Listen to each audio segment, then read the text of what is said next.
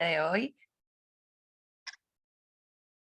Bueno, inicialmente queremos comenzar diciendo que el Observatorio Venezolano de Prisiones es una organización no gubernamental dedicada a la defensa de los derechos humanos de las personas privadas de libertad.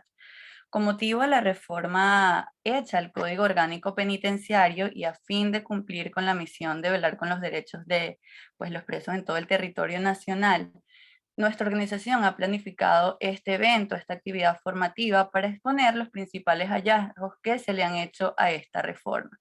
De tal manera que este foro presenta una oportunidad para determinar o para analizar los hallazgos, los principales hallazgos que tiene esta reforma, cuáles han sido los avances y cambios sustanciales que se han practicado en este instrumento jurídico que regula la situación carcelaria en el país, impulsar estos espacios de análisis y debate real sobre las expectativas, obstáculos y aciertos que conllevaron a la modificación de dicha ley, así como si hay una verdadera o no aplicabilidad de la misma.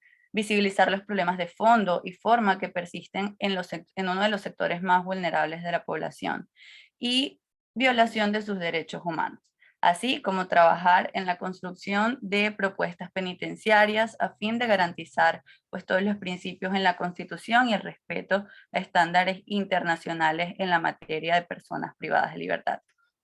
El día de hoy contaremos con unos excelentes ponentes. De verdad es un honor para nuestra organización que nos puedan acompañar el día de hoy la doctora Carolina Girón, quien es directora del Observatorio Venezolano de Prisiones y abogada. El doctor Fernando Fernández, quien es abogado, director del Monitor de Derechos Humanos y del Observador de Crímenes contra la Paz, profesor invitado de la Universidad UMA y del IESA, así como investigador del Instituto de Ciencias Penales de la UCB. El doctor Humberto Prado, quien es abogado y defensor de derechos humanos, fue designado, y actualmente se desempeña como director del Observatorio Latinoamericano y del Caribe de Prisiones, así como el abogado Argenis Riera Encinosa, quien es magíster en justicia penal, así como doctor en Derecho de la Universidad del Zulia. Así, sin más preámbulos, damos inicio al evento del día de hoy. Le concedo la palabra a la directora del Observatorio Venezolano de Prisiones, la doctora Carolina Girón. Buenos días, gracias por compartir su tiempo con nosotros, con el observatorio en este tema que realmente no se toca. Gracias, doctor Riera, por acompañarnos, por prestarnos su tiempo tan valioso.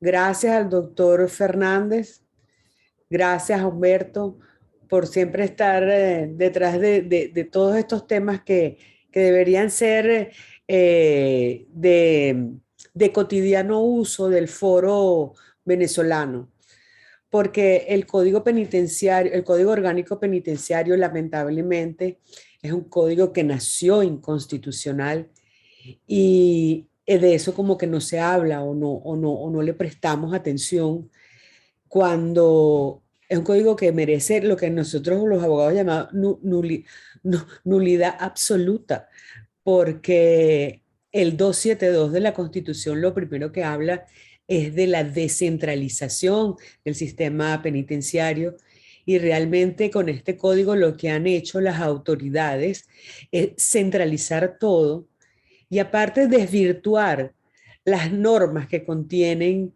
ciertos beneficios que por actos administrativos están sustituyendo las funciones del Poder Judicial, como es el caso del régimen de confianza tutelado, donde los han convertido en unas libertades administrativas, donde los jueces han sido omitidos y realmente omitidos por el Ejecutivo a través del Ministerio de Servicios Penitenciarios y causando grave daño tanto a los que son beneficiarios de esta mala medida como a la misma sociedad, porque el Poder Judicial prácticamente está cooptado por el Ejecutivo.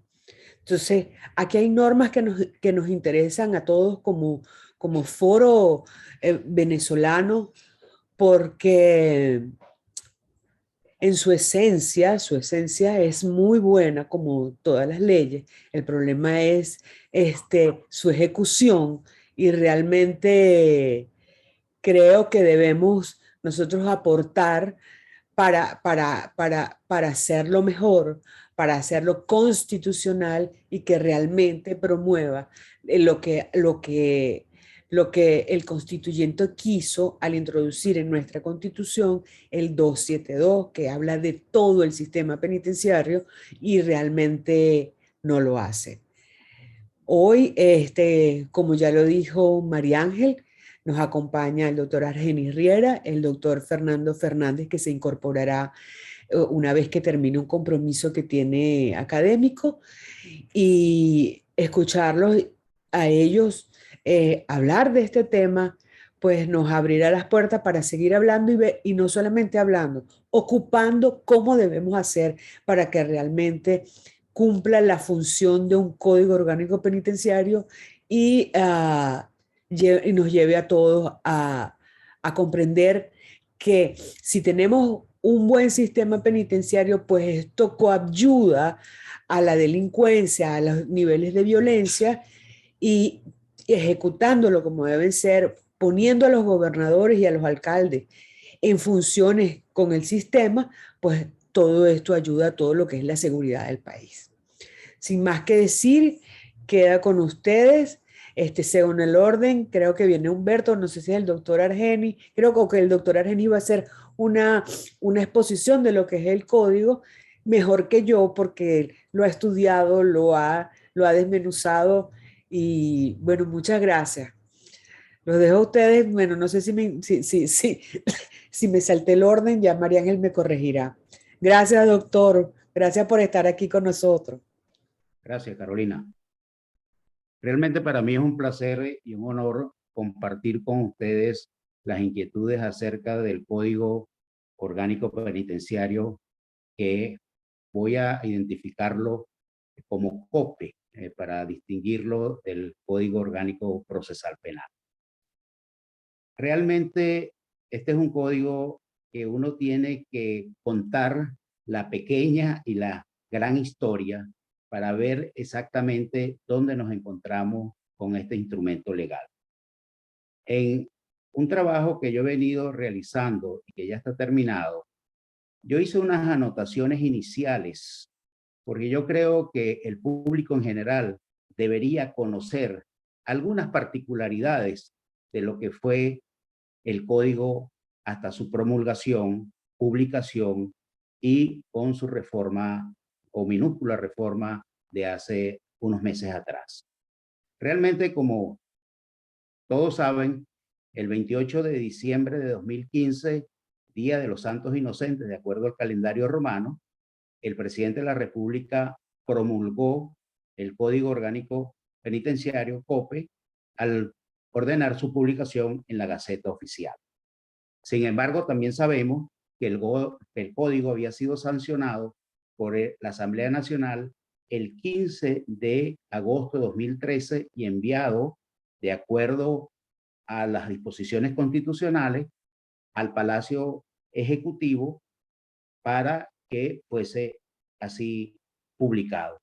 Sin embargo, el código no fue publicado dentro de los 10 días siguientes que manda la Constitución de la República, sino que realmente quedó olvidado, digo yo, en alguna gaveta del escritorio presidencial o en alguna carpeta de aquellas que dice pendiente. En el interín, la Sala Constitucional del Tribunal Supremo de Justicia declaró la constitucionalidad del carácter orgánico. Exactamente el 26 de septiembre de 2013 declaró esa sala, repito, la constitucionalidad del carácter orgánico de la ley. Ahora bien, tuvieron que pasar 2 años, 4 meses y 13 días para que el código fuera a las columnas del periódico oficial, es decir, la Gaceta de Venezuela.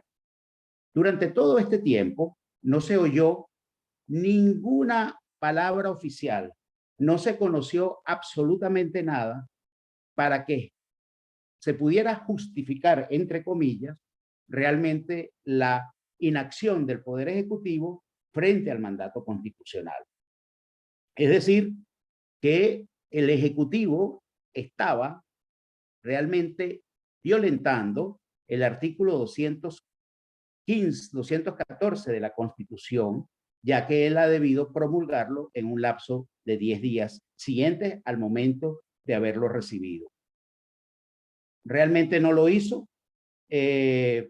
No se dirigió nuevamente a la Asamblea Nacional diciendo no estoy de acuerdo con esto. No le pidió a la Sala Constitucional que declarara la nulidad.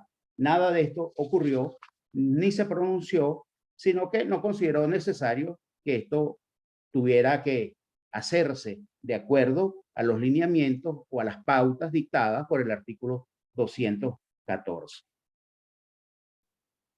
Esto mismo, esta mudez, este inmovilismo, como quisiéramos llamarlo, realmente tampoco tuvo ningún eco en el Palacio Federal Legislativo, porque de acuerdo al artículo 216 de la Constitución, el presidente de la Asamblea Nacional y los vicepresidentes respectivos pudieran promulgar la ley cuando el jefe del Ejecutivo no lo hace dentro de los lapsos señalados en el artículo 214. Bueno, así apareció el código. Apareció un código desnudo, apareció un código sin una exposición de motivos, aunque realmente podemos señalar aquí un detalle de ver cuál fue el código que realmente se promulgó, cuál fue el código que realmente se publicó. Porque entre el proyecto de código orgánico penitenciario del 2010, que fue aprobado en primera discusión en el 2011, que tenía una exposición de motivos como una pieza valiosa de lo que puede ser el penitenciarismo y la penología en general, nosotros nos damos cuenta que posteriormente, cuando se crea en ese entonces llamado Ministerio del Poder Popular para Asuntos Penitenciarios, ese mismo ministerio presenta, y aquí viene no sé si las ironías, pero en todo caso, una característica muy fundamental, que es que el ministerio, no sé si para justificar parte de su creación, entonces presenta a la Asamblea Nacional un proyecto de reforma del Código Orgánico Penitenciario. Pero es que ese código no había sido aprobado, sino en primera discusión. Entonces, cosas veredes, Miocid, cosas veredes, Sancho, encontramos que sobre ese proyecto de código del 2010 se sobrepuso el código o el proyecto del Ministerio, para ese entonces, repito, de Asuntos Penitenciarios. Y es sobre este nuevo proyecto que se empieza a discutir y así se avanza para llegar entonces a la sanción de ese código. Es más, simplemente haciendo un conteo de los artículos del código, nosotros nos damos cuenta que en ese proyecto del 2010 hay 378 artículos, si mal no recuerdo, y en este se están discutiendo 210 que quedaron después reducidos a 173. Ahora bien, el código, aunque fue publicado sin la exposición de motivos, sí tiene una exposición de motivos, pero vive en la clandestinidad porque la exposición de motivos fue, si se quiere, recortada, fue en un trabajo de corte y pega, y entonces no aparecen algunas cosas importantes, incluso el reconocimiento que pueden tener algunos autores nacionales y extranjeros, como Mirla Linares Alemán y María Gracia Moraes, y Alessandro Barata y Eugenio Raúl Zaffaroni. Pues bien, así fue como realmente nosotros tenemos ese código que es publicado, como ya sabemos, el 28 de diciembre de 2015. Ahora bien, por supuesto se habla de que el código, bueno, es la ley que se esperaba para desarrollar el artículo 272 constitucional, al cual ya se ha referido Carolina, y nosotros vemos como que realmente no hay ni el desarrollo del artículo 272 y tampoco el desarrollo de algunos artículos o de la mayoría de los artículos que hay en el código. El código es prácticamente desconocido, pero sin embargo, después de transcurridos 5 años, casi 6 años, entonces el código es reformado en una reforma publicada en la Gaceta Oficial del 17 de septiembre de 2021, en donde se modificaron 7 artículos, el 37, 85, 89, 122, 125, 154 y 161. Y también la disposición transitoria segunda. Como el verbo rector de la actividad era reformar en su sentido específico y no incorporar o suprimir, pues las normas penitenciarias, entonces el COP mantiene el mismo número de artículos en el original del 2015, es decir, 172 artículos. Ahora bien, esa necesidad e importancia de la reforma, si es que hay alguna, no se encuentra o no se reflejan bajo ninguna circunstancia en las páginas nuevas del código. Porque no hay que olvidar que el primer paso en dirección a esa reforma estuvo en una intervención verbal del presidente de la República que anunció en los primeros meses del año pasado que había que dar algunos golpes de timón al régimen, ¿no? Sobre el país. Y por supuesto, el código estaba a la orden del día porque una de las cosas que había que hacer era reformar, modificar una serie de leyes que tenían que ver con comportamientos muy específicos, comportamientos humanos y también con instituciones del control social. Como era de esperar, pues el sistema penitenciario no podía pasar desapercibido y había que hacer algunos retoques, aunque fuera de manera tangencial. Ese es el código sobre el cual creo que es el debate, creo no, estoy seguro, es el debate de hoy. Muchas gracias.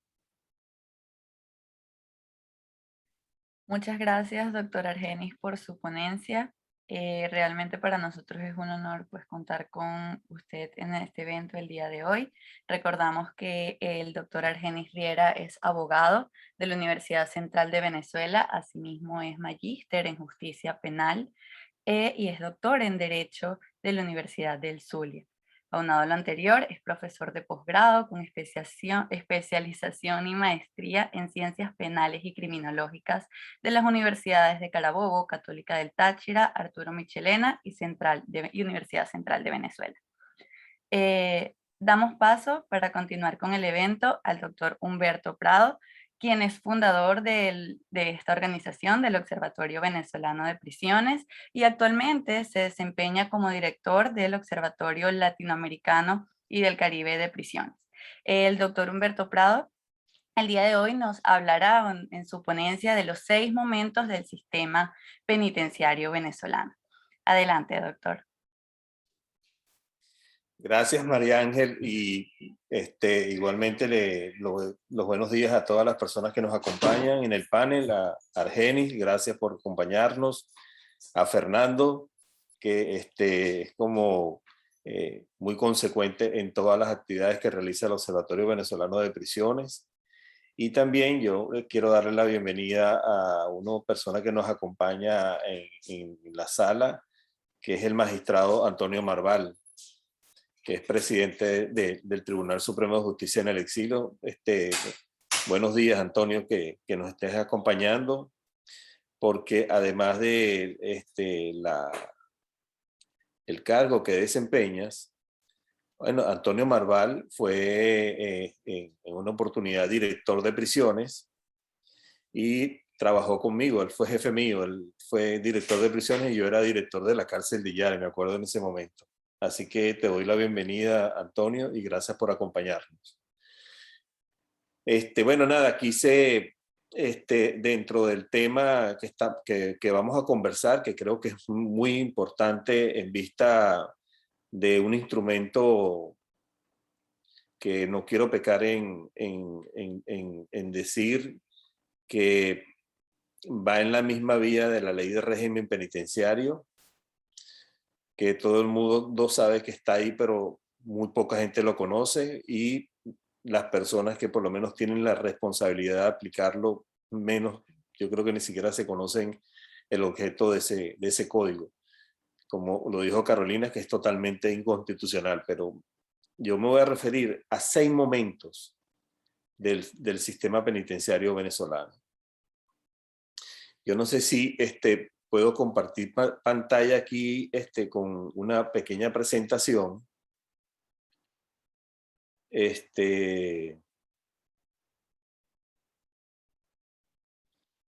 Vamos a ver.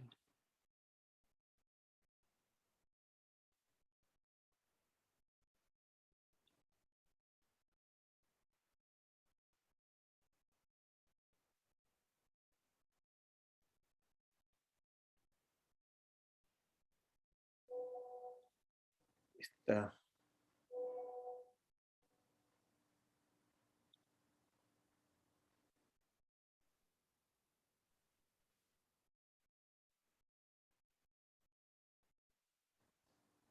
Esta presentación no la veo, María Ángel. Señor Humberto, si desea me lo puede enviar al correo y le ayudo a compartir pantalla. Ok. Déjame enviártela entonces. Un segundito. Por favor, me disculpan.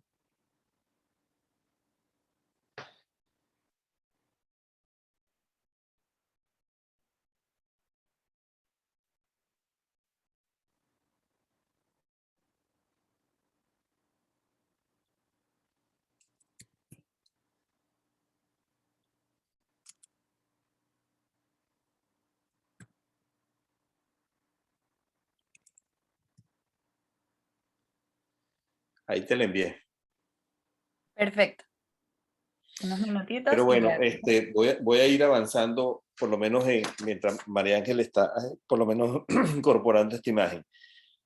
Pero como lo dijo anteriormente Argenis, de lo que tiene que ver con este código, tenemos por lo menos un artículo, como lo mencionó Carolina, que es el 272. Y muy puntualmente, yo no voy a hacer hincapié en los 9 puntos de este artículo 272, sino que voy a hacer hincapié en uno en particular, que es donde yo creo, donde reposa lo que sería una verdadera transformación carcelaria en nuestro país. Y es en lo que dice, y cito: los establecimientos penitenciarios se regirán por una administración descentralizada a cargo de los gobiernos estatales o municipales, pudiendo ser sometido a una modalidad de privatización. Entonces, yo simplemente le quiero dibujar a ustedes un panorama. Nosotros, más o menos desde 1937, que yo creo que es el inicio del penitenciarismo en nuestro país, y ahorita con las imágenes se los voy a reflejar, desde 1930.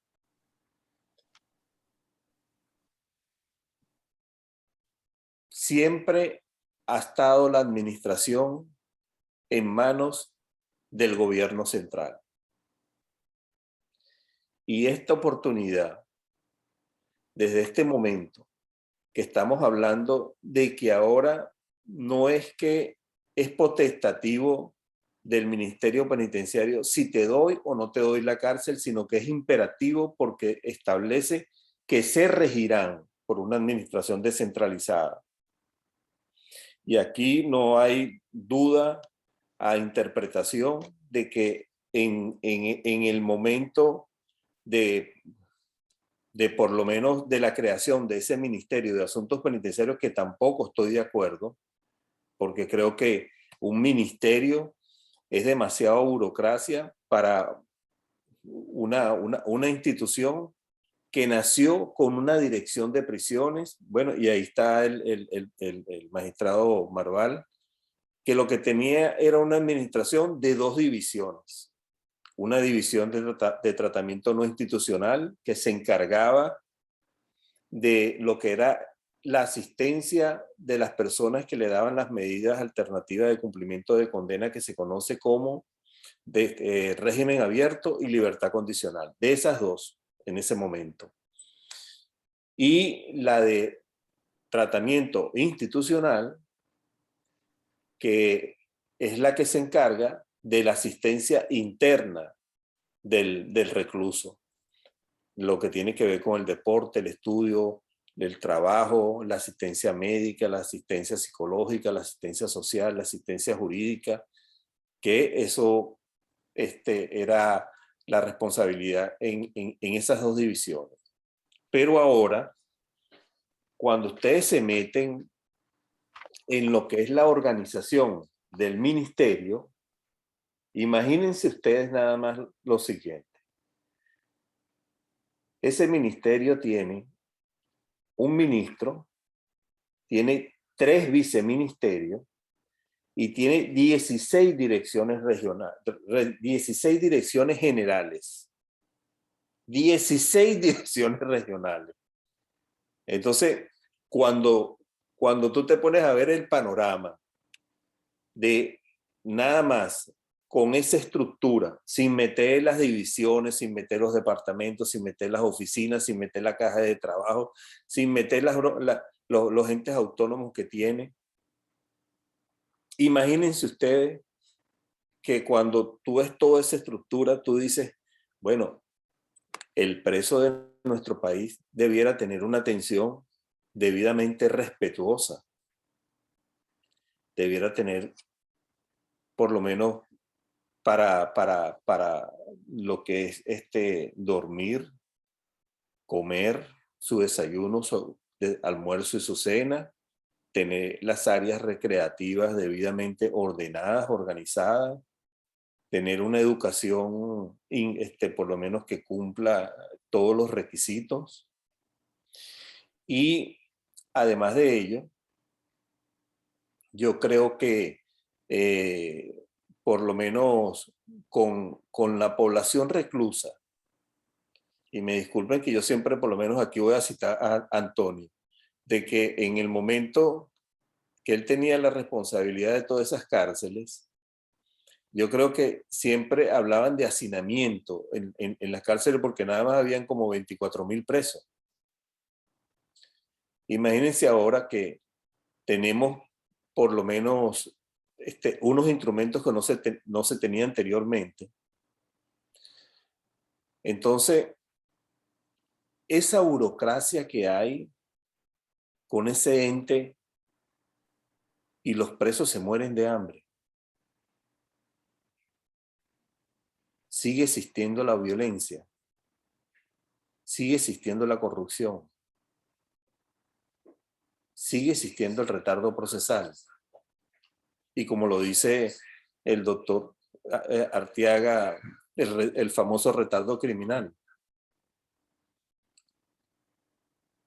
Entonces, yo creo que esto es una gran burla para nuestro país y una gran vergüenza que damos ante el sistema, no solamente de la región, sino del mundo, en vista de que yo creo que son pocos los países, no sé, a modo de ver, que tienen un ministerio de asuntos penitenciarios, porque la mayoría de los países tienen direcciones generales, o como Colombia o Perú, que lo que tienen es un instituto. Y nosotros nada más con 34.000 presos tenemos un ministerio. Pero, bueno, aquí tengo la lámina de mi presentación y le voy a pedir a María Ángel que me ayude a pasarla. Entonces, como ustedes ven, aquí tenemos, retrocede, por favor. Ok, aquí tenemos 6 momentos con 6 presidentes. José Antonio Páez, Eleazar López Contreras, Luis Herrera Camping, Carlos Andrés Pérez, Hugo Chávez y el régimen de Nicolás Maduro. Entonces, ahora sí podemos pasar la primera lámina, María Ángel.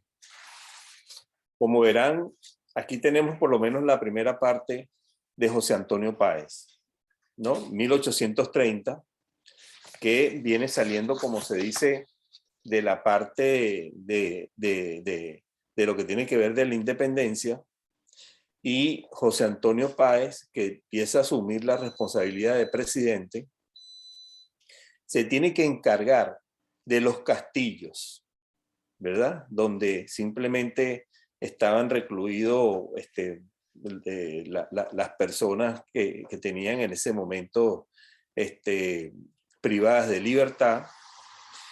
Pero este señor no se queda en la situación normal de que se viene desarrollando, sino que se busca a 2 personajes que en la historia hay que seguirlo. 2 personajes que los manda a Europa y a Estados Unidos a ver los sistemas penitenciarios de esos dos sistemas, que por lo menos se pudiera hacer seguimiento, que se trata de José Santiago Rodríguez y Antonio Locadio Guzmán. Y ellos vienen con un sistema, el auburniano, exitoso e implementado en el castillo de Maracaibo, uno donde era el silencio total todo el día y otro donde salían a trabajar y nada más había silencio en la noche. Entonces, por lo menos eso viene siendo como la primera organización de lo que es el sistema que le correspondió a esta gestión en 1830-1841. Pase, María Ángel. Después viene el momento que tiene que ver con Eleazar López Contreras. Y Eleazar López Contreras busca un nombre muy que para nosotros es un penitenciarista que por lo menos dejó un legado importante en nuestro país, que es el doctor Tulio Chozone, que él empezó como un inspector general de cárceles en 1937, y 1941 y 1942 con el Isaías Medina Garita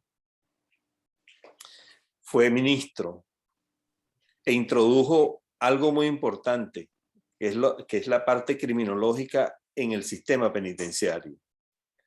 Pero Tulio Chozone no solamente va hacia un modelo que incluso ayer lo conversábamos, que él por lo menos crea un modelo que fue una referencia importante en nuestro país y en Latinoamérica, que él crea la Penitenciaría General de Venezuela. Una penitenciaría con 600 hectáreas para la siembra, para la cría de ganado, para la cría de pollos. Tenía, incluso ahí funcionaba un taller donde se hacía la Gaceta Oficial del Ministerio de Justicia. Y él impulsa lo que es la Ley de Régimen Penitenciario del 21 de julio de 1937. Se viene siendo como un segundo momento importante en la historia. Después viene un tercer momento, que es el momento de Luis Herrera Camping, que a mi modo de ver y revisar lo que son las gestiones de los presidentes con responsabilidades en esta materia, creo que ha sido la más importante y la que mejor ha cumplido. y él nombra a un ministro, José Guillermo Andueza, desde el 79 al 84, y él se centró en todo lo que era una reforma al sistema. Impulsó el teatro penitenciario. ¿Quién de los que por lo menos trabajan el tema carcelario no conoce el tema del teatro penitenciario? Con una famosa actriz que lo impulsó, que Agustina Martín, de nombre Agustina Martín. Impulsó el Liceo de Oritupano en el estado Monagas. Fue el que inauguró el teatro El Rodeo. Mire, ustedes cuando van por lo menos al rodeo, a ese sector, a ese complejo, antes de entrar a la cárcel, hay un teatro que no tiene nada que envidiarle a muchos teatros en nuestro país.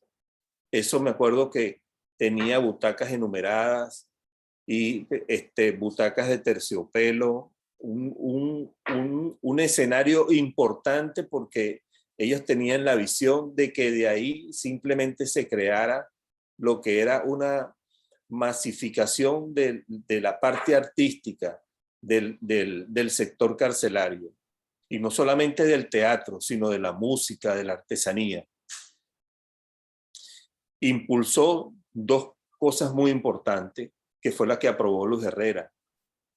Aprobó la ley de libertad condicional y la ley de sometimiento a juicio. Una ley para que la gente no ingresara a prisión y otra ley para que la gente saliera de la prisión.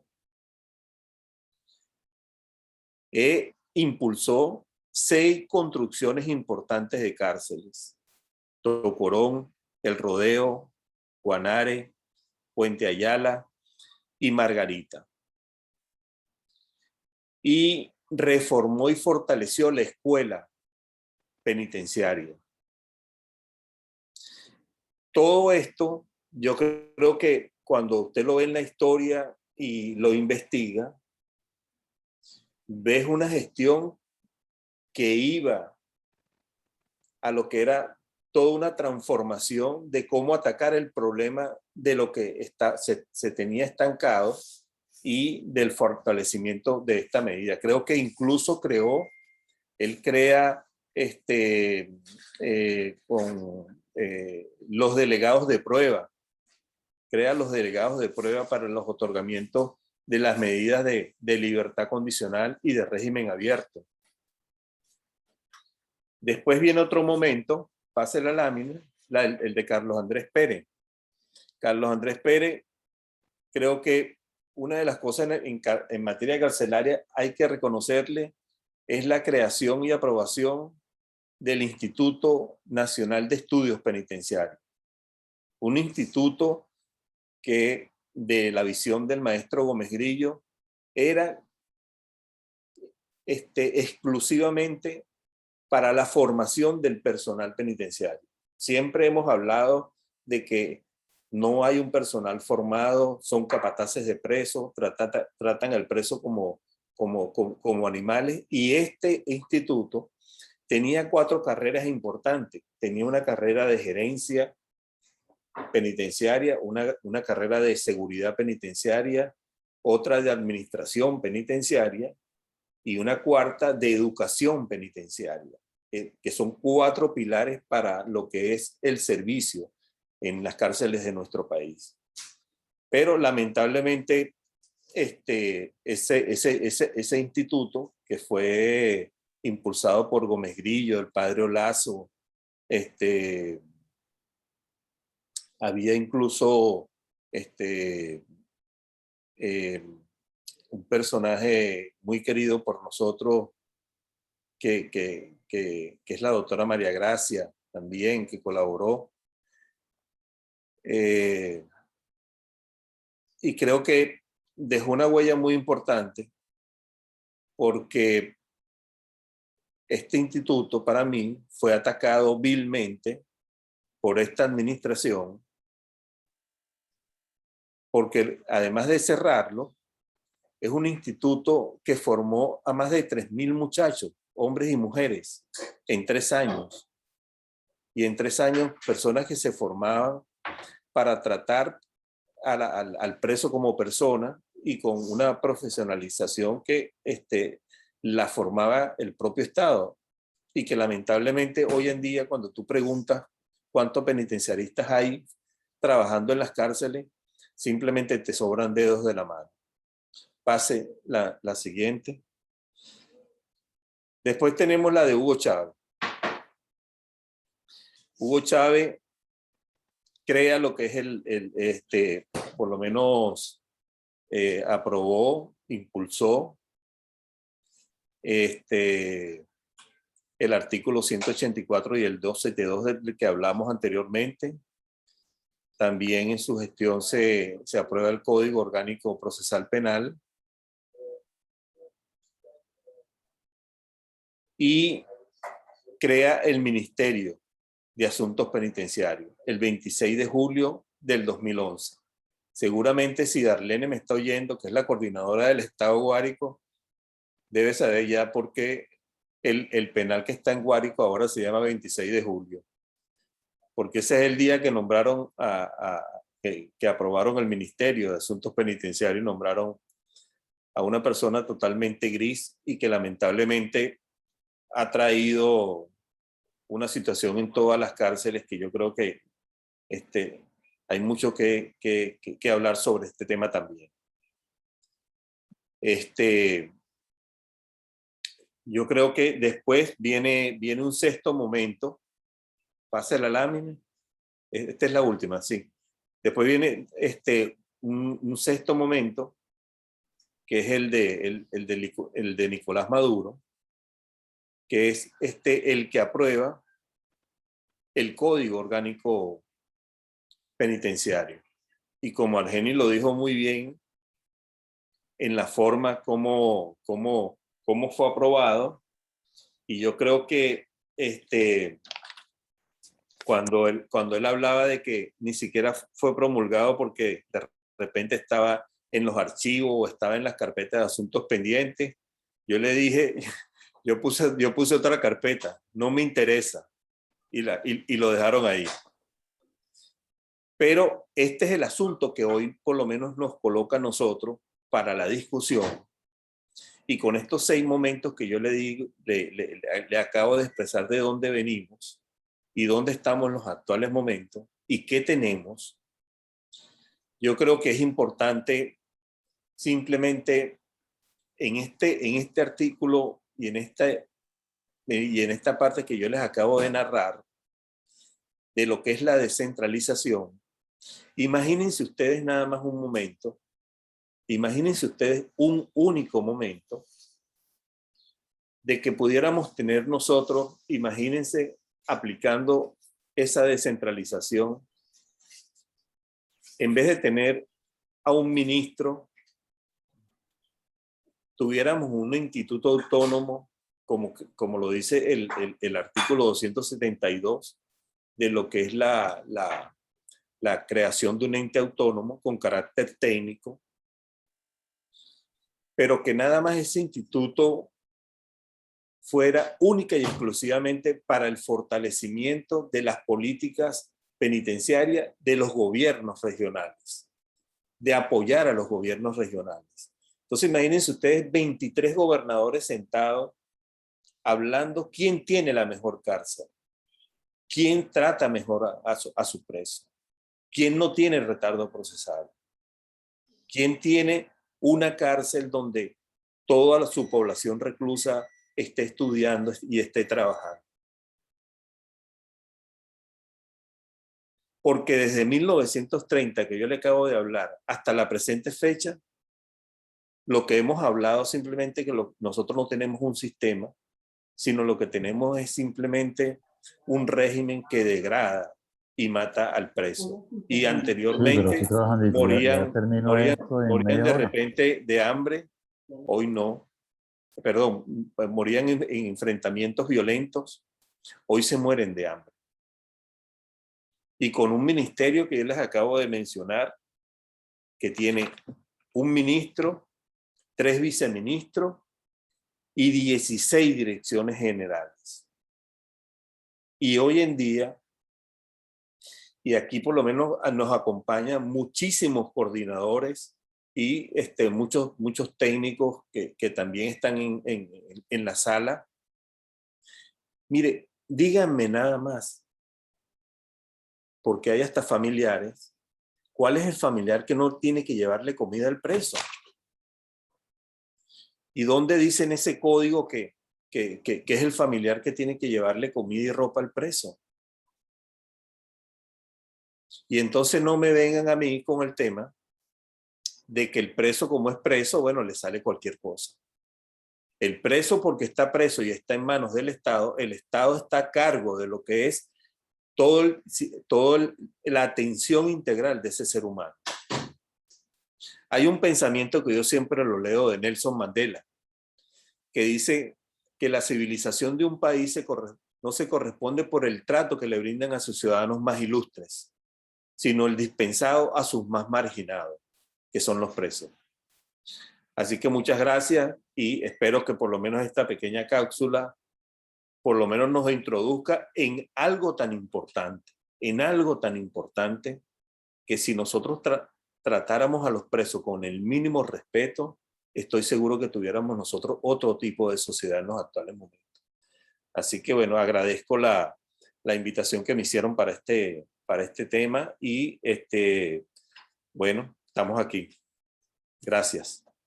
Muchísimas gracias, doctor Humberto, por este recuento histórico que nos lleva a armar todo lo que hoy en día pues tenemos y lo que esperamos pues para defender y seguir velando por los derechos humanos de las personas privadas de libertad, además del incumplimiento continuo por el Estado venezolano con respecto a su posición de garante.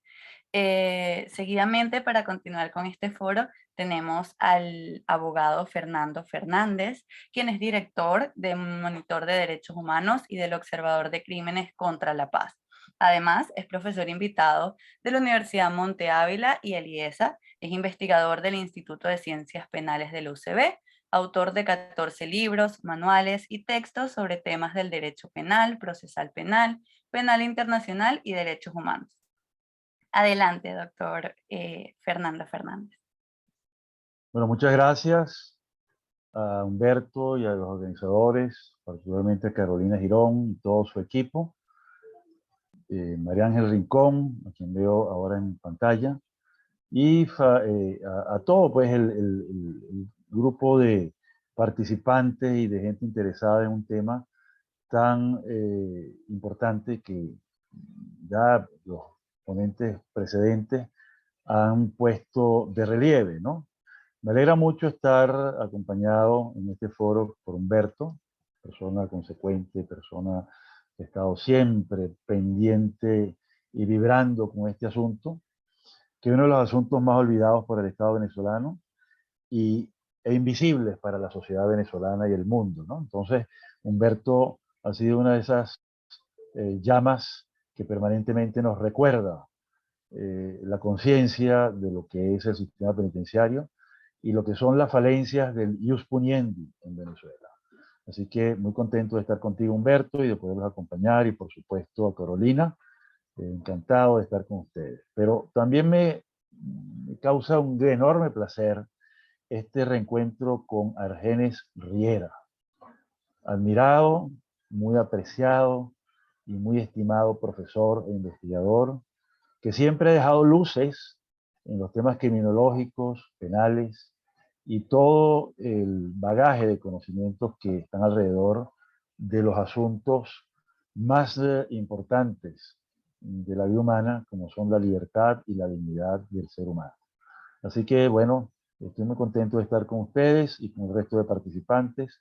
Así que, bueno, sin más preámbulos, vamos a ver si podemos incorporar la pequeña presentación que tengo para este evento, ¿verdad?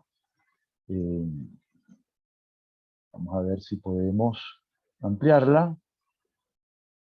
Pero si la amplío, no la veo. Entonces vamos a darle a compartir. Acá está, share. A ver. No se ve todavía. Vamos a intentar otra vez. Y ampliar.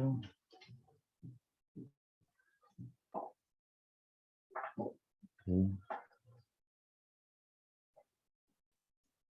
Vamos a estar, ok, pero no sale la presentación. Ya va. La estamos viendo en este momento, doctor, pero no ampliada. Ok, ustedes la están viendo.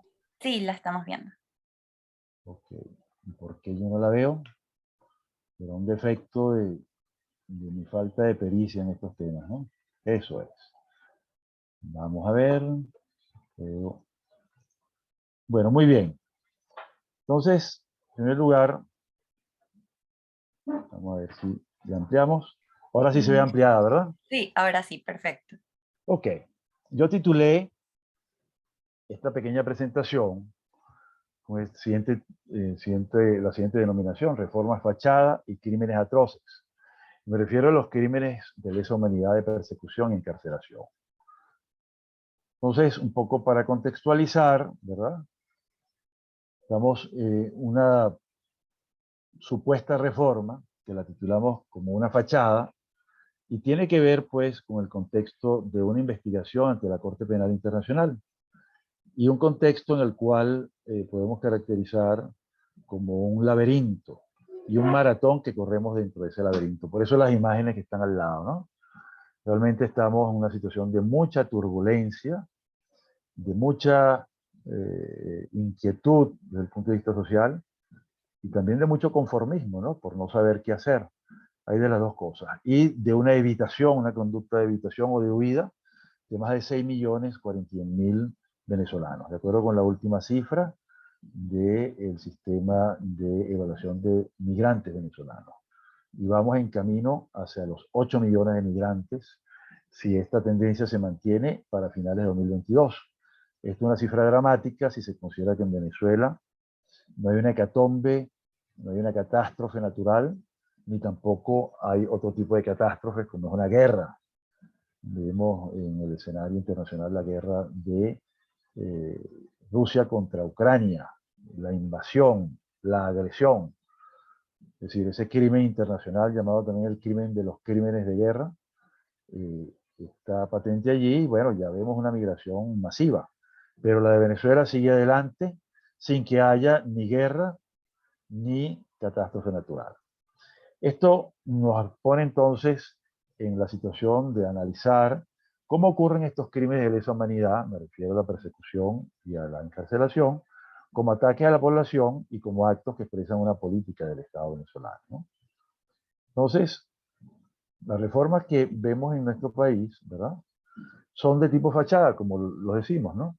Y obedecen, pues, a que se está investigando tanto el crimen de persecución como el de encarcelación.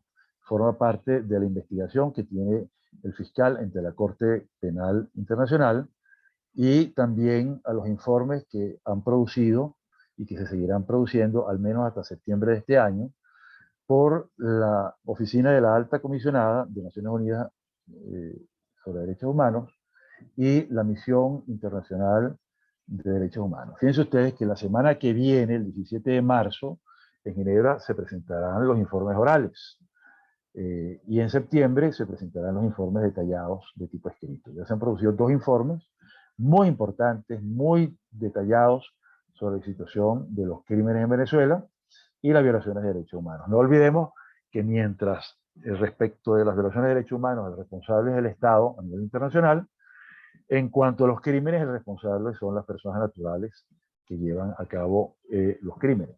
No solamente las personas que actúan de manera directa o inmediata en el hecho punible, sino también aquellos que actúan de forma mediata, que son los jefes o superiores en la cadena de mando y que son considerados como los máximos responsables porque ordenan, porque permiten o simplemente porque no previenen ni impiden que se cometan los hechos. Estas son, digamos, las 4 variantes por las cuales tendrían responsabilidad penal sugerida o indicada por el Estatuto de Roma, ¿no? Las reformas penales las calificamos de fachada porque se mantiene el derecho penal del enemigo, pero con una narrativa y con una explicación muy acorde con el discurso de los derechos humanos, pero en total regresión respecto a ellos. Me explico, ¿no? Mientras se carga de poesía humanística y se utiliza y manosean los conceptos, principios y normas sobre derechos humanos, de otra parte se mantienen los crímenes de persecución y encarcelación, entre otros crímenes. No voy a mencionar el de asesinato, no voy a mencionar el de tortura, no voy a mencionar tampoco los crímenes de violación, sino que me voy a concentrar en estos dos, porque son los que tienen que ver directamente con el hacinamiento penitenciario, con el maltrato en las cárceles y con toda la situación que tanto nos interesa en este foro. Por esa razón, pues, las reformas del COP y muchas otras leyes se mantienen dentro de ese concepto de ser una fachada, porque a la hora de la verdad, o bien se crean otras leyes que echan por tierra estas reformas en teoría humanística y centrada en los derechos humanos, o bien simplemente, aunque no las echen, no haya normas en el sentido contrario, simplemente las normas sobre derechos humanos se inaplican.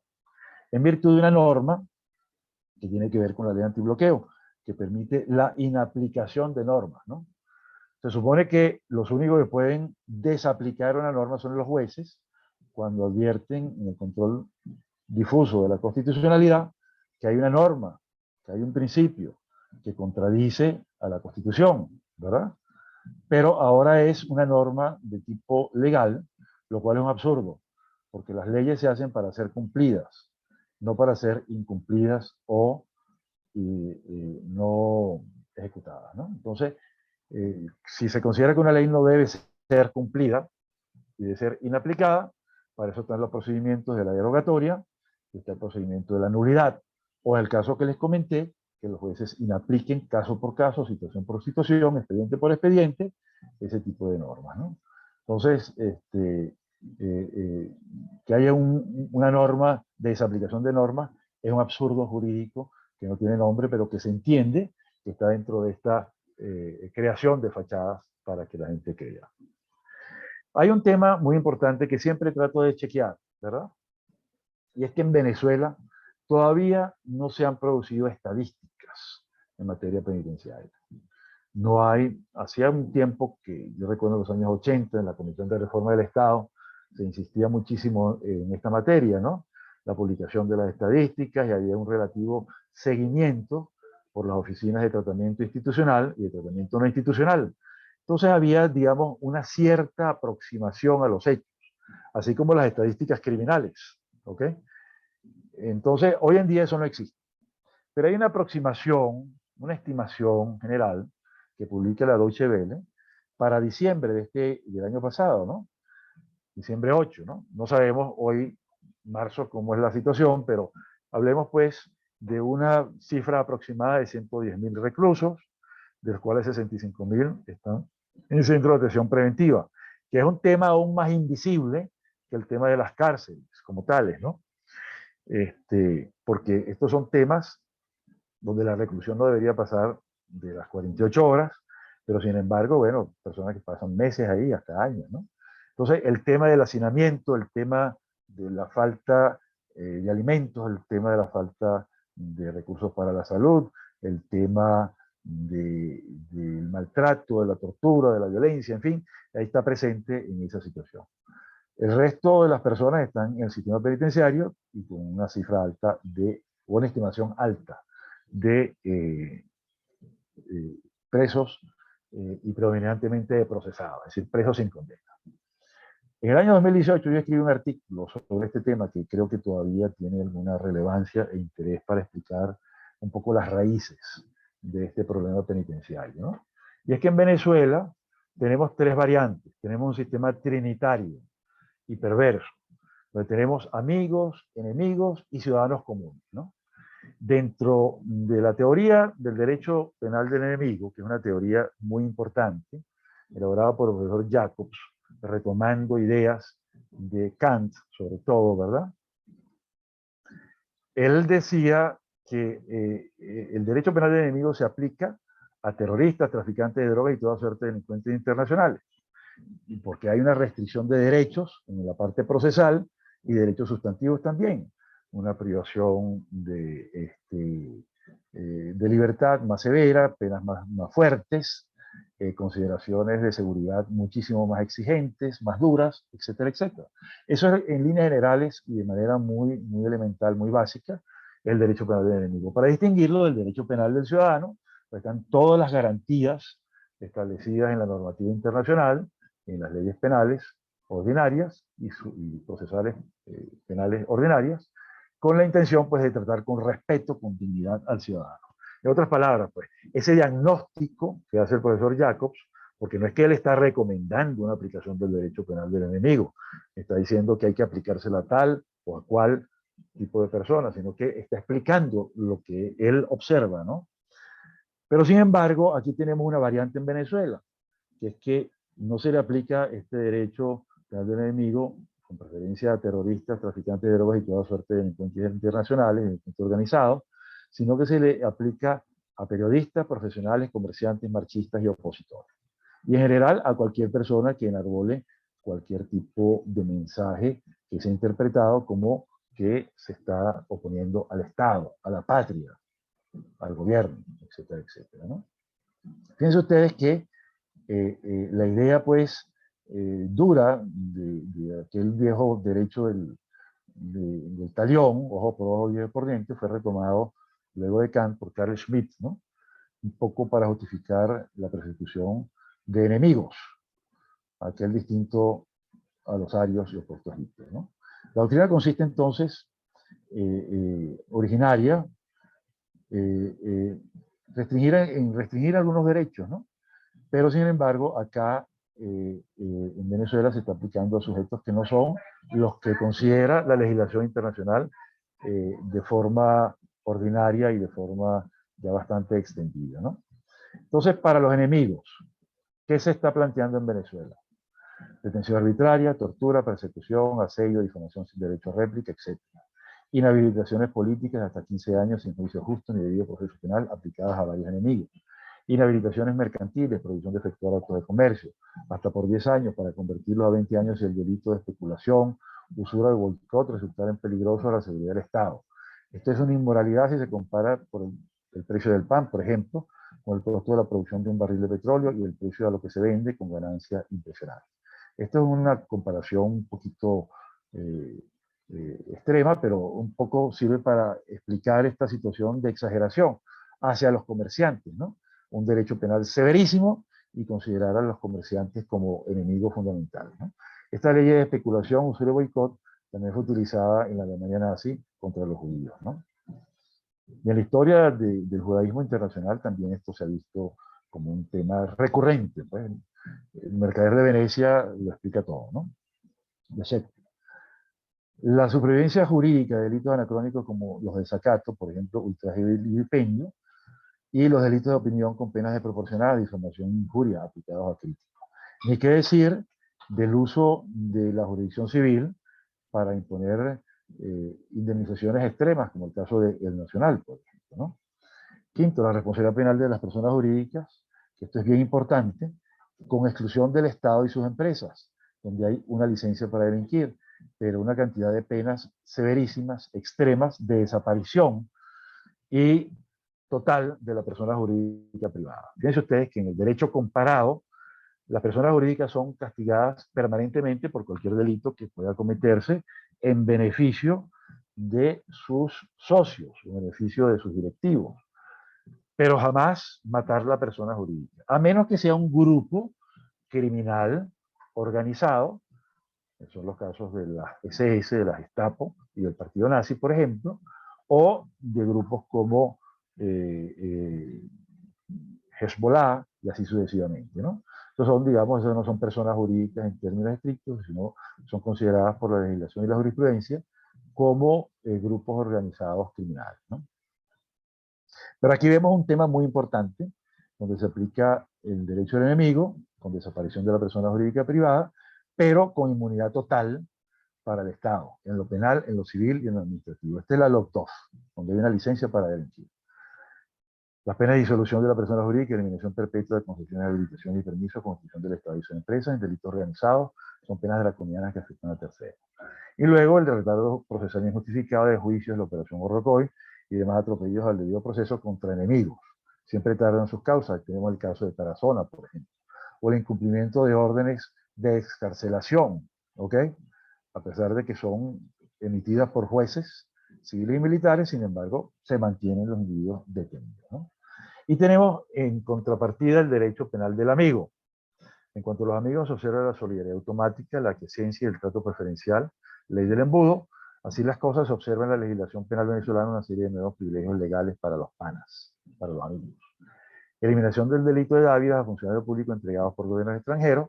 Será un delito el más grave de los delitos pecuniarios que insertó Juan Vicente Gómez en su momento, en una de las reformas del Código Penal que llevó a cabo.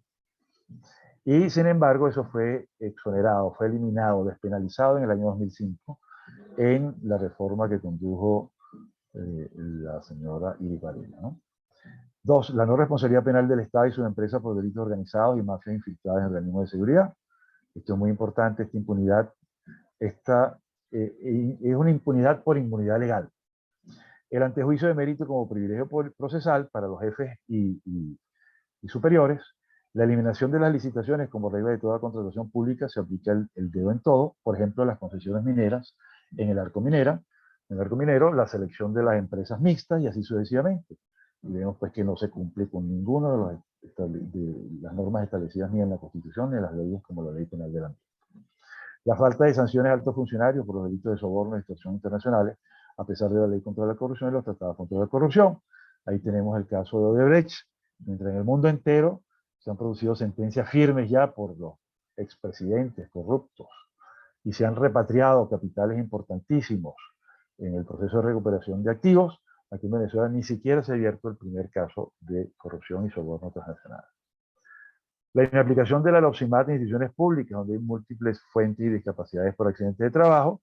Aquí tenemos una ley penal económica también contra el patrono, pero si el patrono del Estado, se mantienen las condiciones de peligro para el trabajador y no se le exige en las supervisiones lo que se le exige a una empresa privada, ¿no? La inexistencia de ilícitos cambiarios a pesar de grandes cuentas en divisas y el acceso a partidas secretas. Esto es muy interesante, ¿verdad? Sobre todo a la luz de esta ley, esta despenalización de los delitos monetarios en el año 2001, que no han sido restablecidos, de manera que en Venezuela no es punible ni falsificar billetes de cualquier denominación, incluso divisas, ni contrabandearlos. ¿Okay? La ausencia de inhabilitados del gobierno, a pesar de desastres en la administración, el despilfarro y el enriquecimiento ilícito público y notorio. La administración de PDVSA durante 10 años, por ejemplo. No hay ningún caso en ese sentido, ¿no? Por último tenemos el problema del ciudadano común, que yo lo llamo el perraje, ¿no? Para el ciudadano común, ni amigo ni enemigo, o sea, el perraje, que él repele el derecho penal, la inseguridad personal y de los bienes, los homicidios en aumento, los secuestros con rescate y con muerto, ojo con la ley antisecuestro, el Estado se puede apoderar de los bienes de la víctima y de sus familiares. La lentitud procesal, la prisión preventiva, el hacinamiento carcelario, la morgue a reventar, el caso no resuelto, la prescripción, la extinción de la acción penal, no recibir las denuncias, llegar tarde al lugar de los hechos, la desaparición o contaminación de las pruebas, la víctima no indemnizada, sin justicia ni reparación alguna. Así el derecho penal del enemigo dividió el país en 3 pedazos de desigualdades y sufrimiento. A esto hay que ponerle fin, basta de injusticias.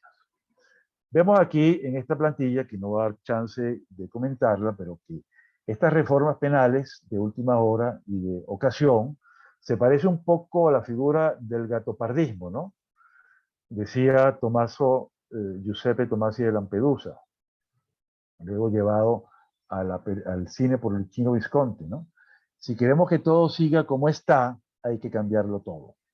En otras palabras, se cambia un poquito para no cambiar nada, en el caso venezolano, ¿no? Y vemos pues aquí una denominación, una pequeña descripción de los casos.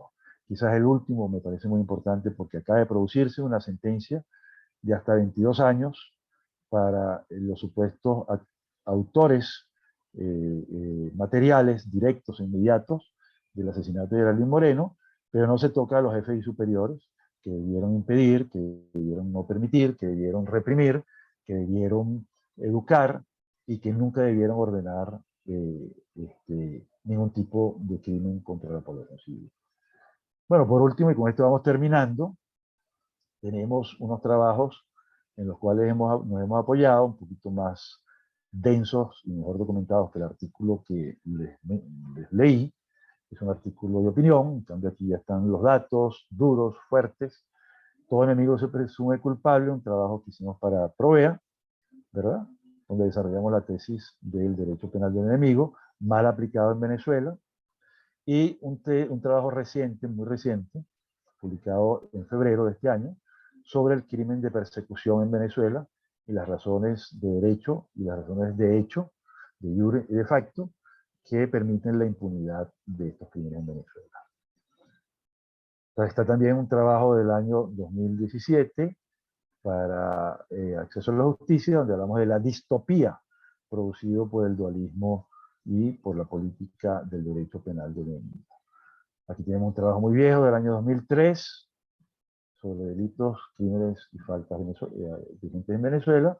Y bueno, con eso terminamos y estamos pendientes pues, de sus preguntas y comentarios. Muchísimas gracias y estamos pendientes de cualquier ampliación del presente. Muy amables. Muchísimas gracias por su ponencia, doctor. Y bueno, ya procedemos a las preguntas y respuestas. Las pueden hacer a través de la casilla que hemos habilitado para la misma. Ahorita tenemos una de Emily Palacios que nos dice lo siguiente. Dice, ciertamente se trata de una reforma que se dio en un año donde la comunidad internacional tenía su ojo en el país. Pero dentro de estas reformas podemos encontrar avances o mejoras en la población reclusa. Por ejemplo, hay un artículo donde se permite el traslado de los reos en caso de urgente necesidad sin tener que esperar la autorización del juez de ejecución. ¿Quién quisiera responder la pregunta?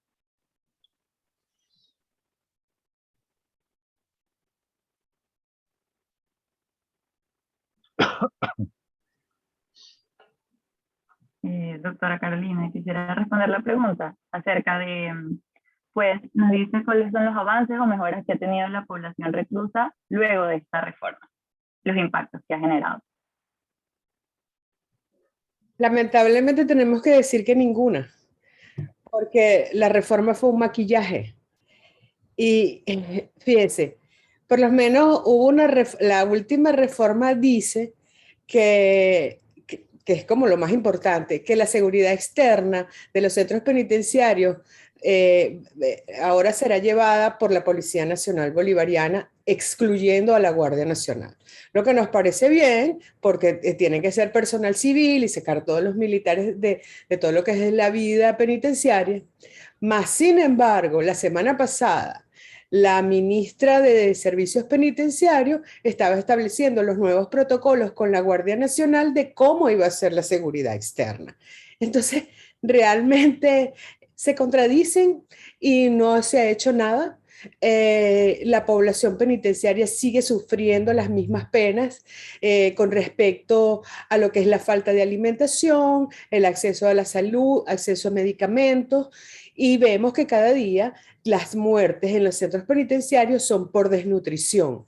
Ni siquiera tienen el protocolo de la atención a la tuberculosis, que siendo una enfermedad típica de los centros penitenciarios, igual que los centros hospitalarios, pues ni tienen ni para el diagnóstico ni para el tratamiento, aun cuando el tratamiento es un monopolio del Estado, en virtud de que son ellos, a través del servicio integral contra la tuberculosis, quienes tienen que suministrar el tratamiento. Y toda la responsabilidad, tanto de alimentación, agua potable, medicina e inclusive el mismo tratamiento cuando ya está indicado por el servicio, lo tienen que llevar los familiares. Dejando el Estado todo eso en la responsabilidad prácticamente de mujeres, porque son muy pocas las centros o las cárceles donde permiten la visita de hombres, entonces son las mujeres las que tienen que cargar con comida, con agua, con los medicamentos. Y en el caso de que tengan el tratamiento con la tuberculosis, son los familiares quienes tienen que acudir al servicio al servicio que funciona en el estado donde está el recluso, buscar los medicamentos y llevarlos ellas a la cárcel. Y sin saber si realmente le llegan los medicamentos, si realmente el tratamiento está haciendo efecto, porque no hay nadie que lleve una relación o que lleve un informe sobre esta situación. Aparte hago el Día del Médico, feliz día a los médicos y a todo el personal sanitario que hoy celebran este día, y que lamentablemente los centros penitenciarios no cuentan con personal de salud, si acaso en alguno una enfermera que trabaja las 8 horas laborables, pero realmente son entre los mismos reclusos quienes están pasando tratamientos, quienes se ocupan de ellos mismos. Pues no hay nadie que haga una vigilancia, ni haya el protocolo, ni nada de esto existe en nuestras cárceles. Si tenemos algo tan esencial como la comida y el agua potable que no llegan, pues ¿qué podemos esperar para los demás servicios? Lamentable situación, doctora Carolina, con respecto pues a los problemas que vive la población reclusa venezolana, y en este sentido vamos a darle la palabra al doctor Argenis Riera, que nos va a decir los impactos pues que ha generado esta reforma en general para finalizar el evento. Muchas gracias. En primer lugar, quiero agradecer las palabras de mi querido amigo Fernando Fernández Sequera en temas que siempre nos convocan y nos estarán convocando. Además, son palabras que comprometen para seguir adelante. Yo había hablado con Humberto en días pasados sobre algunos de los temas o algunas de las cosas que uno pudiera destacar en un foro que pudiéramos estar hablando aquí durante varias horas, pero que tenemos un límite de tiempo. Y por eso le había propuesto simplemente hacer una presentación muy breve de lo que es el código. Pero lógicamente que cuando uno va avanzando ya en los artículos del COPE, por supuesto, uno se va dando cuenta de varias cosas. Y una de las características generales que tiene este instrumento legal es que es un instrumento que siempre está anunciando cosas para el futuro, no cosas para el presente. Y entonces aquí recuerdo una famosa frase de un historiador venezolano de la tierra de los ancestros de Fernando, como fue José Gil Fortul, que decía que en Venezuela lo provisional era siempre lo definitivo. Y entonces nosotros nos damos cuenta que en muchos de los artículos, sobre todo en los relacionados con los derechos, se dice el Estado o el Ministerio o la Administración Penitenciaria dispondrá, tendrá, facilitará y así sucesivamente para dejar eso para el futuro. Eso por una parte. Por otra parte, eso hace que el código pueda ser utópico para algunos y después cuando nos adentramos en el contenido de las cosas, pueda ser entonces simplemente un anuncio retórico de tantas cosas que hemos visto en materia penitenciaria. Los seguidores del idealismo decían que la realidad tiene el sentido que uno le quiera dar o que la realidad tiene el sentido que uno le dé a las cosas. Y yo creo que todo lo que hemos mencionado muy brevemente, todo lo que hemos participado en este foro, por supuesto nos lleva entonces a nosotros decir, ajá, ¿y qué hacemos con estas cosas que nosotros tenemos aquí? ¿Cómo podemos, decía en una conversación ayer, Humberto, cómo podemos nosotros levantar el sentido y darle sentido quizás al código? Y él señalaba las reglas mínimas, hoy reglas Mandela, como una posibilidad.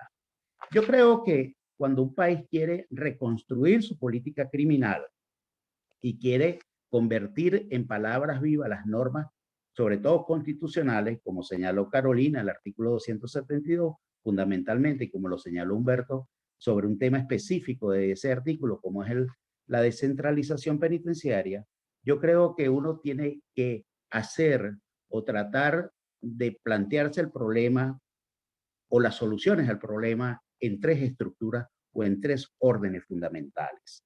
En primer lugar, una estructura jurídica. En segundo lugar, una estructura democrática. Y en tercer lugar, una estructura social. Dentro de la estructura jurídica, sabemos que hay una cantidad de instrumentos y de leyes que nos permitirían a nosotros poder hablar de que hay un sustento fundamental para hacer varias cosas. Y fíjense que no es que se ha olvidado, sino que son tantos los temas que nosotros tenemos dentro de la estructura jurídica en Venezuela. Nosotros pudiéramos señalar como fundamental todo lo que tiene que ver con la juridicidad de la ejecución penitenciaria. Sin embargo, sabemos los esfuerzos que se han hecho en las reformas del COP, del Código Orgánico Procesal Penal, que en la última incluso se intentó desde el Ministerio del Servicio Penitenciario, se intentó suprimir a una de las conquistas del COP, que bien lo sabe Fernando, como participante de todas estas inquietudes, como es el juez de ejecución penitenciaria, o el juez de ejecución, como se llama. Por supuesto que también esto nos llevaría a principios de legalidad y la dinamización de los derechos del ciudadano. Yo le decía a Humberto también que el problema está en que todos estos dispositivos constitucionales y legales adolecen de algo que el constitucionalismo contemporáneo ha señalado o ha calificado como es la fuerza normativa de la Constitución. Mientras no haya fuerza normativa de la Constitución, por supuesto, todo lo que está en el artículo 272 será letra muerta. Y en el problema de la descentralización, entonces aquí tendríamos que analizar cuál ha sido el papel del Estado, y nosotros sabemos que si vamos de un Estado democrático, social, de derecho y de justicia hacia un Estado autoritario, por supuesto, como lo señaló perfectamente Carolina, entonces no es la descentralización, sino es la concentración del poder, y eso es lo que estamos viendo. Hay una estructura también democrática que tiene que ver entonces con el reconocimiento de todos los derechos. Y volvemos a lo mismo, porque en el código, en el COPE, existe 15, 16 derechos de los reclusos que por supuesto constituyen letra muerta o que no tienen nada que ver con la realidad actual del sistema penitenciario. Y lo último sería una estructura social, porque realmente es importante ver cómo se maneja o cómo se considera o el sentido que se le da precisamente a esa estructura social cuando estamos viendo el empeño, el énfasis de un Estado que, por supuesto, no es democrático, social, ni de derecho, ni de justicia, en que se niegue esa vigencia de la promoción de las libertades públicas y el desarrollo integral de la personalidad.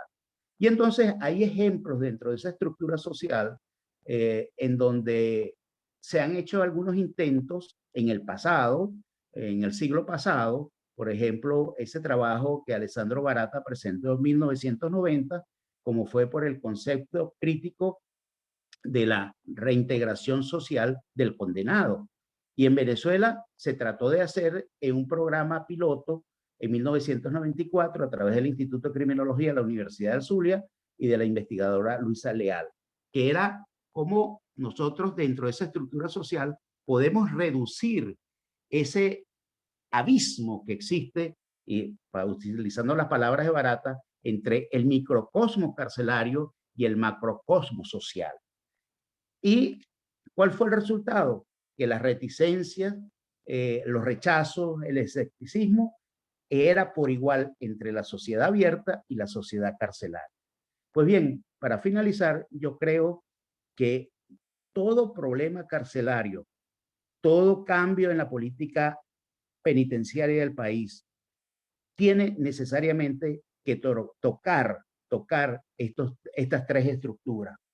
o partir de estos tres órdenes: la estructura jurídica, la estructura democrática y la estructura social. Y estoy convencido que el buen penitenciarismo, es decir, el penitenciarismo democrático, humanitario, se logra no desde los problemas legales. Gracias. Muchísimas gracias, doctora Argenis, por este cierre, pues esencial para poder entender los impactos de la legislación. Adelante, doctora Carolina. Totalmente de acuerdo con usted, doctor Argenis. Si no existe la voluntad política para el cambio, ni leyes, ni nada, cambiará la terrible situación del sistema penitenciario venezolano, que nosotros llevamos a diario en nuestro día a día.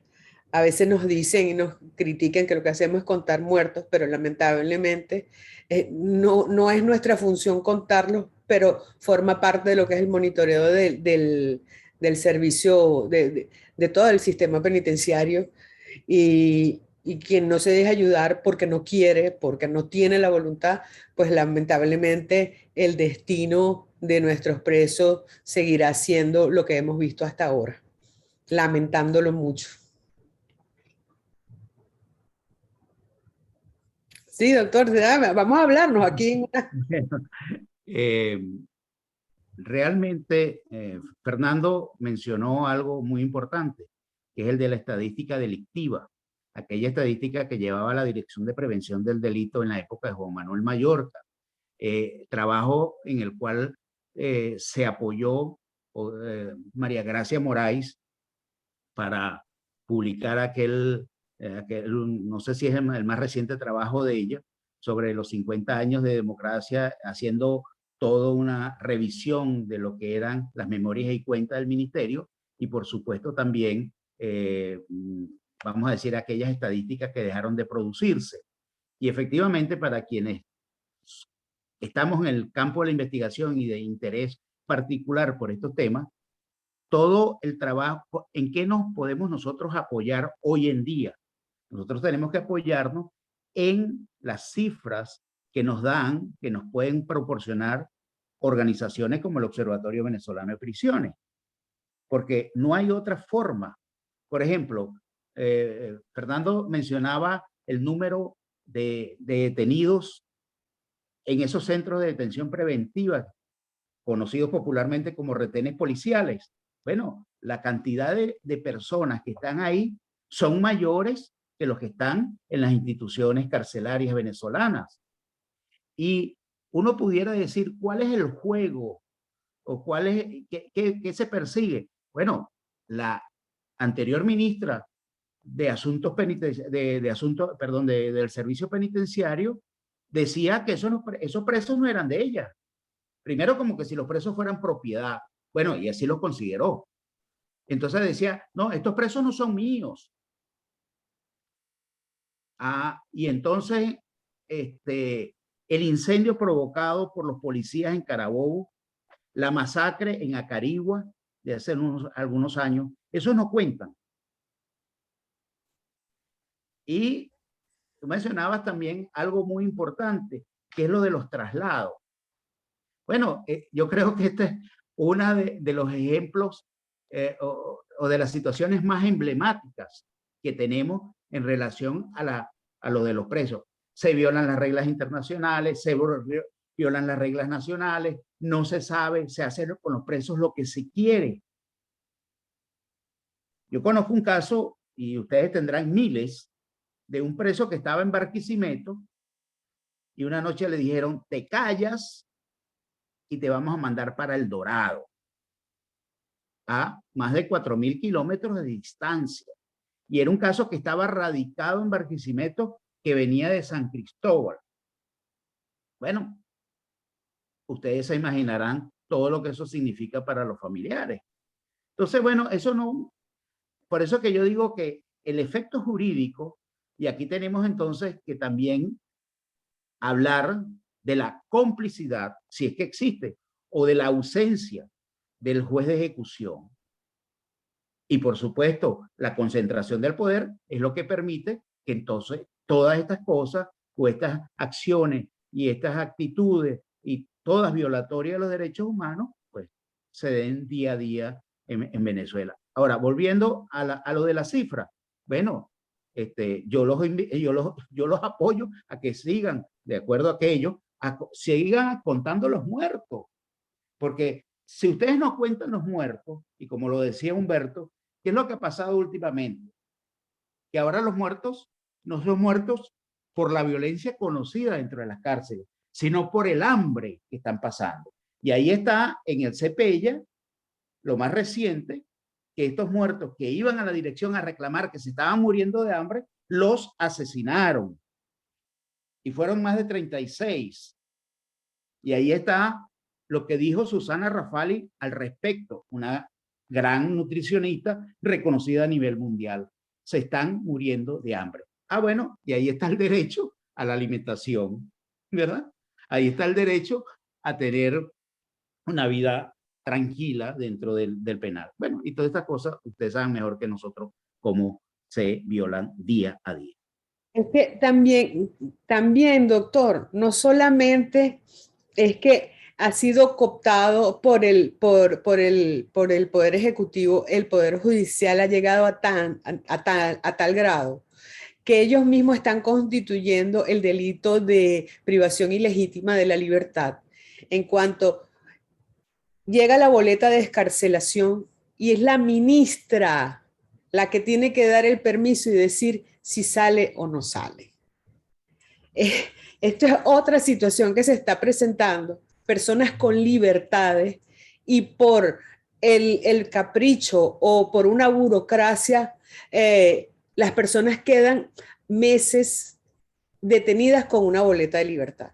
Tenemos un caso de San Juan de los Morros, donde el señor con boleta de libertad murió por desnutrición.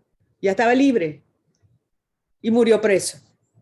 Entonces, la situación es tan grave a nivel jurídico que el Poder Judicial quedó excluido. Los jueces lamentablemente son como la tercera categoría, porque el poder Ejecutivo tiene tanto poder que no respeta las decisiones judiciales, no sabe, hacen lo que les da la gana. Y realmente esto es una situación que pervierte también toda la situación en Venezuela por la falta de seguridad jurídica, por la falta de tener instituciones fuertes y que lamentablemente no haya un juez en Venezuela que haga valer su majestad, la majestad del Poder Judicial, y lamentablemente es una justicia arrodillada a las peticiones del Poder Ejecutivo. Esa es otra cosa que tenemos, porque tenemos jueces miedosos, jueces que no son capaces de tomar una decisión si no hay la independencia judicial. Y bueno, eso forma parte de todo lo que se pervirtió el Poder Judicial con esta cantidad de jueces provisorios que con un firmazo los quito y son prácticamente desechables. Y no han querido, no sé qué nos pasó, porque yo formé parte muchos años del Poder Judicial y también me enfrenté a las autoridades que querían intervenir en alguna decisión. Pues tenemos que tener la gallardía, el honor de lo que nosotros estudiamos y defender nuestra posición como foro venezolano, y lamentablemente no lo hemos conseguido. O sea, hicieron un trabajo excelente en el momento de arrodillar a la justicia. Y esto está perjudicando a toda la población penal, no solamente al penal, sino también a todos los ciudadanos, porque si yo como juez necesito pedir permiso para tomar una decisión, entonces, bueno, ya desvirtué, me salgo, me prefiero irme, no sé, a vender arepas, porque no sea juez. Eso es lo que está pasando también. Entonces, los jueces de ejecución, nada, quedaron en el olvido y sus decisiones no valen, lamentablemente, y están sufriendo todas estas personas. Y bueno, y la impunidad, mientras haya esta impunidad, realmente creo que nosotros vamos a seguir luchando, seguimos haciendo, vamos a seguir alzando la voz hasta, no sé, bueno, hasta el fin hasta que esto termine de cambiar, pero realmente es algo que es perversión total de lo que es la función del Estado. Por supuesto. Es así. Sí. No, totalmente de acuerdo. Es así. Y bueno, hay una larga historia sobre el juez de ejecución que tiene que ver desde su nombramiento y desde la implementación del COP en el año 99. Yo le comentaba algunas incidencias de esto a Humberto en la conversación que tuvimos ayer. Y bueno, y por eso es que siempre he apoyado, he defendido aquel famoso trabajo que hizo María Gracia Moraes una vez que se implementó con la vigencia plena del COP en el trabajo que hizo sobre los jueces de ejecución. Porque es que dentro del mismo Consejo de la Judicatura, lo digo con conocimiento de causa, porque estuve en ese consejo como magistrado de la sala administrativa, y cuando llegué ya había un criterio de la comisión de implementación del COP, del que venían trabajando, que bueno, los jueces de ejecución eran jueces de tercera categoría.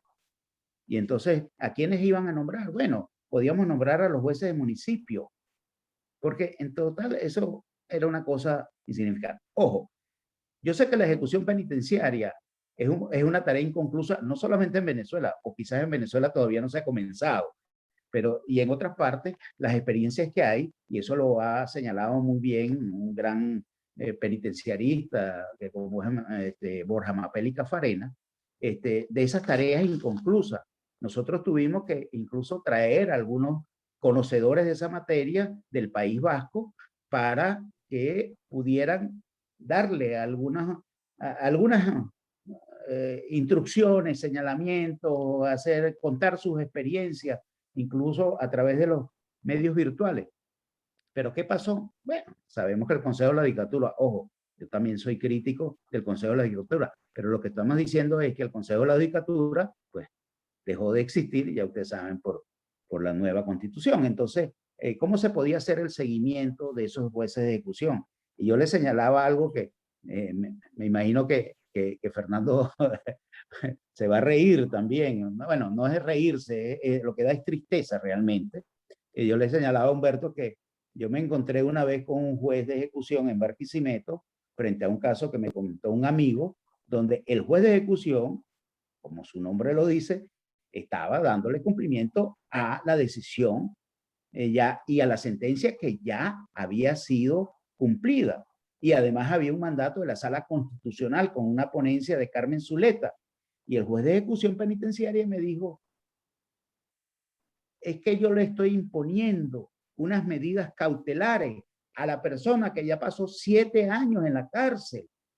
Yo le decía, mira, no hay medidas cautelares en materia de ejecución penitenciaria para una persona que ya tuvo 7 años recluido. Bueno, usted tiene su tesis y yo tengo la mía. Le dije, eso es error inexcusable.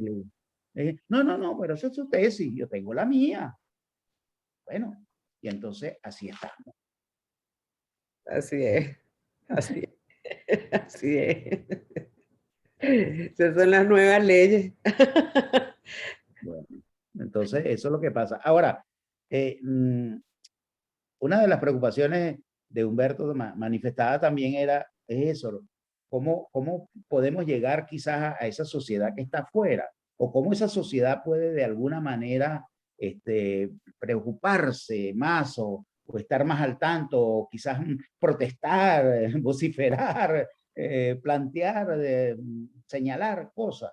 Bueno, es precisamente que en la criminología crítica apuntalada por Alessandro Barata, que es el que trabajó este tema con mayor amplitud, bueno, él decía que tenía que existir un proceso de comunicación e integración entre la cárcel y la sociedad, en donde los ciudadanos reunidos o recluidos en la cárcel se reconozcan en la sociedad externa, ¿verdad? Y que la sociedad abierta se reconozca en la cárcel. Bueno, diría un famoso humorista, he ahí el detalle, pues, ¿no? ¿Cómo se puede hacer eso? ¿Cómo se logra? Y también una forma que había de servir de puente de esa comunicación entre estas dos sociedades, yo lo ubico en lo que fue una característica del sistema penitenciario del siglo pasado, de finales del siglo pasado, o de los 80 para acá. El voluntariado penitenciario de varias universidades, como la Universidad Católica Andrés Bello, la Universidad Católica del Táchira, por ejemplo, por mencionar, y creo que la Central también lo tenía. Bueno, era una forma de comunicación. Yo recuerdo cuando yo ingresé al Instituto de Criminología de la Universidad del Zulia, había un bachillerato penitenciario y el enlace entre la universidad y la cárcel era el psicólogo clínico Tito Córdoba Monasterio, que hizo un trabajo sobre agresión y violencia. Bueno, todas esas cosas se acabaron. Entonces, ¿cómo se puede dar ese proceso de comunicación e integración? Bueno, ahí está, frente a un Estado totalmente autoritario. Bueno, entonces, indudablemente que son luchas políticas las que hay que plantear a los efectos de poder ir reconstruyendo la política penitenciaria del país. Bueno, un Estado autoritario para los débiles, porque realmente en Venezuela ocurre otro fenómeno, que es cárceles que están controladas por el gobierno y cárceles que están controladas por los presos bajo el auspicio del mismo gobierno. O sea, esto es otra perversión. Entonces, No, tenemos cárceles como la de Tocorón, que está manejada por un señor, y él hace y deshace a su antojo. O sea, lamentablemente es así. Y todo esto lo conoce el gobierno y lo auspicia el gobierno y no pasa nada. Pero si alguien toma una foto, entonces vas preso por 30 años. sí. Cosas que realmente cuestan que la gente lo entienda. Claro, porque es que vivimos en un estado fallido y entonces en un estado fallido cualquier cosa puede suceder. Y eso es lo que no han entendido muchas veces, vamos a decir, el mundo político. No han entendido eso. Por ejemplo, yo recuerdo hace muchos años en una reunión en Valencia, hablando de la descentralización penitenciaria, que dijo, no creo que con esto estoy cometiendo ningún delito de opinión, porque lo dijo públicamente, el gobernador del estado, para ese entonces Enrique Salas Remer, dijo, yo acepto la descentralización, pero eso sí, con los presos que son de Carabobo, con mis presos, los demás presos que vayan a ser manejados, arriados, no, ese término no lo utilizó, lo estoy utilizando yo. Bueno, ese es un problema de los otros gobernadores. Entonces, también ahí, pues, muchas veces es lo que uno tiene que ver con cierto detenimiento, porque yo creo que utilizando las palabras de Neil Christie en Los límites del dolor, yo creo que la concepción que, claro, era una incipiente descentralización de la cual se estaba hablando, yo creo que ahí lo que había en ese momento era una regionalización del dolor y no una descentralización del dolor. Así es. Bueno, María Ángel, ya nos estás votando.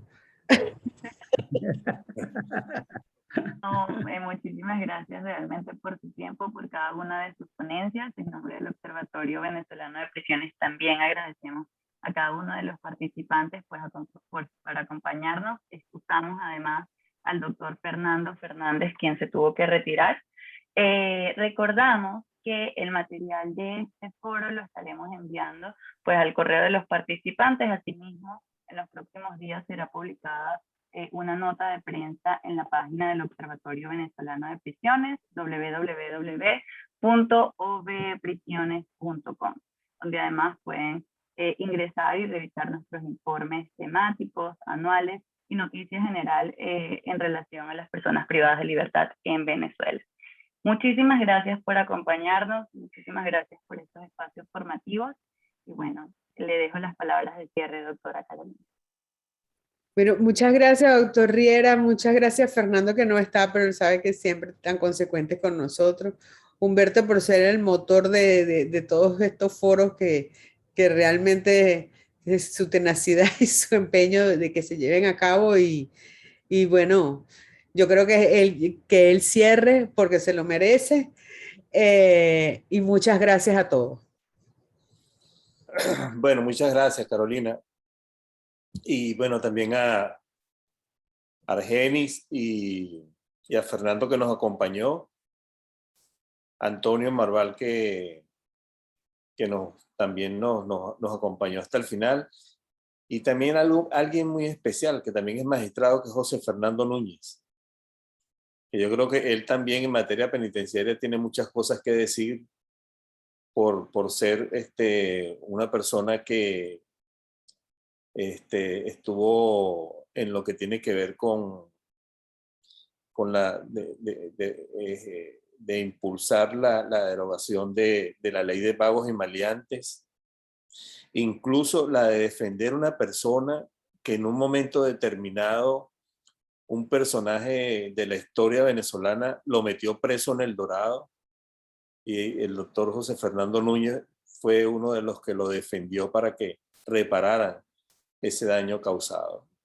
Pero yo creo que son muchos los personajes que tenemos que nombrar, así que agradezco que nos hayan acompañado. Yo creo que una de las grandes aberraciones de esta situación en la que estamos viviendo, como lo dije anteriormente, ustedes saben lo que es que nosotros tengamos un ministerio, una estructura totalmente burocrática, con 3 viceministerios y con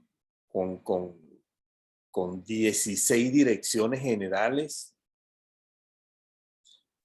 y el preso se esté muriendo de hambre. Eso es una reflexión que yo les dejo, de que muchas personas andan con esos cargos,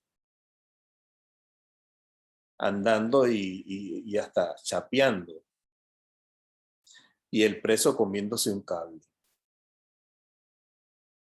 Y de repente cuando le dirán a un funcionario, a un preso, no, pero ustedes tienen un ministerio, pero me estoy muriendo de hambre. Tengo retardo procesal. No tengo atención a la salud. Aquí lo que hay es corrupción porque se paga hasta por respirar. Pero tenemos un ministerio con un ministro, 3 viceministros y 16 direcciones generales. Vaya usted, qué tremenda vergüenza para lo que es la dignidad de lo que merecen las personas que están privadas de libertad, que en ningún momento, como yo lo he dicho muchas veces, nosotros no defendemos delincuentes. Nosotros defendemos derechos humanos de personas privadas de libertad, que es totalmente contrario. Que las personas que cometieron un delito tienen que pagar el daño causado, tienen que pagarlo, pero tienen que ser en condiciones dignas, como lo establecen los estándares internacionales y nuestra propia normativa interna. Y yo creo que una gran reflexión que nosotros pudiéramos dejar es que este tema nosotros tenemos que visibilizarlo, así como se hizo y se impulsó lo que fue las reglas Mandela. Nosotros tenemos que hacer esto también para que sean los propios presos y los propios familiares, que sean los que también por lo menos griten lo que son estos derechos que tienen estas personas y dónde están establecidos. Independientemente que van a decir, pero es que no los oyen, pero es diferente hablar con derechos en la mano que hablar simplemente gritando sin ningún soporte como tal. Por lo tanto, simplemente esa reflexión se las dejo, y que las personas que luchamos en esta área, los coordinadores que están presentes, muchas personas que por lo menos este tema les llama la atención, yo creo que no deben cansarse, no deben sentirse desilusionados algunas veces bajo algunas situaciones que siempre pasan en este tema en particular, sino que más bien eso deben ser motivos para seguir adelante y llenarlo bastante de fuerza para que por lo menos se pueda conseguir lo que es esa justicia que merecen todas las personas que están privadas de libertad, hombres y mujeres y niños que nacen en prisión. Así que Argenis, muchas gracias. Carolina, gracias. Y bueno, María Ángel también. Y Karen, muchas gracias a todas las personas presentes. Agradecido. Hasta luego.